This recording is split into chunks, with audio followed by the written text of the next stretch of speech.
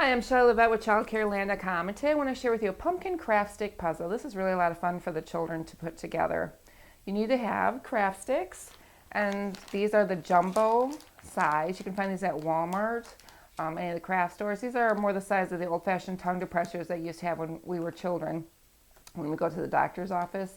That size. You don't want the thin ones because this pattern will not work with that, and it's too the bigger size sticks are easier for children to handle. You also need this pattern, which can be found on my website at childcareland.com underneath the video section. And on the back here, you notice we're using our metal tray that we like to use for puzzles and other activities. If you choose to, you can put magnets on the other side. I like it for these because it holds the puzzle in place and children can easily arrange where they go without the rest of the sticks sliding all over on here. So I'm going to show you how to make this.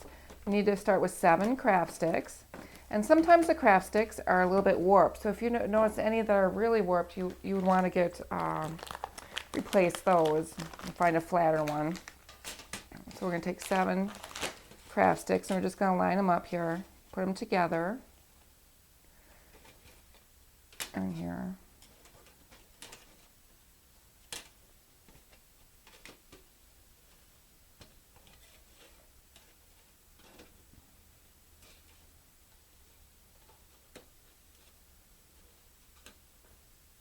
All right, so that's 5. I'll flip this one, see that's better.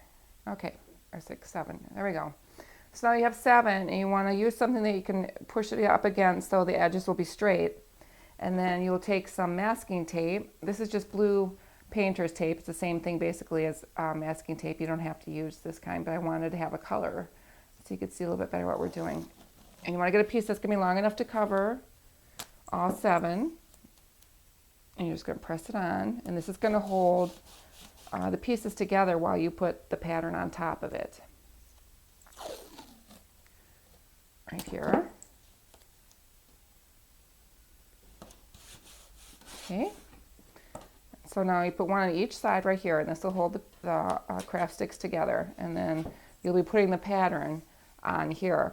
Now to put the pattern on, I like to use my Xyron sticker maker, but if you don't have one, that's all right. A glue stick would work just fine. This just makes it more even when the pattern comes out. I'm just going to flip it around so you can see. And this is the permanent adhesive cartridge that's in here.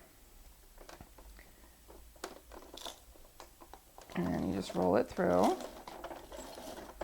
Very simple to do, and it comes out this side. And then you would rip that off. And now you're going to go back and take your craft sticks that you have and put it this way. And you're going to stick it, try and center it as much as possible on the craft stick. If it's crooked, that's all right. So we're going to peel this off our sticker maker. And I'm going to actually turn this around so I can see where I'm placing it on here. So for you, it'll be upside down today. And right about here. It's still a little bit crooked, but that's all right. You want to have at least part of the border on the top popsicle or popsicle stick, craft stick, and then the other part of the border on the bottom, so children will know that that's the top or bottom. Those are the 2 pieces that they would start with. All right, so now you have it on, like so right here. And then you can take the back of your tape off here, like so. And now you have the puzzle right here, but now you need to cut it into the 7 individual craft sticks. I do not recommend using scissors because you can cut into the wood or rip the pattern a little bit. So what I do is I just take my box cutter, stand the puzzle up, and just slice right down it. It makes a nice clean cut.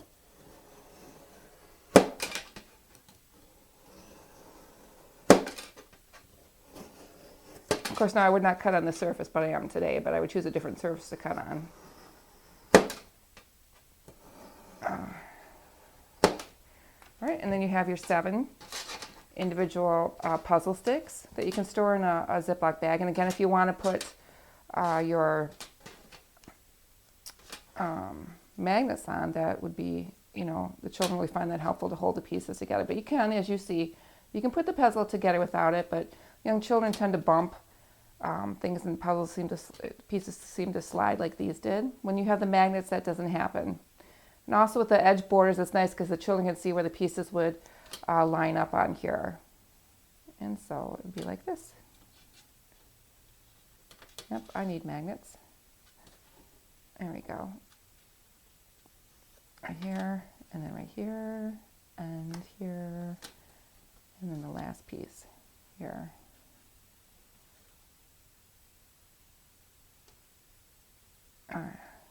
Like that. Pretty good for upside down. I have had questions before about could they put something on the surface to maybe protect it from wet fingers and such. And I have used puzzle glue on top of here because it's a safe, non-toxic surface sealer. You just have to be careful not to put too much on because the pattern will run or bubble. So you know, it's up to you. These are easy to replace and make.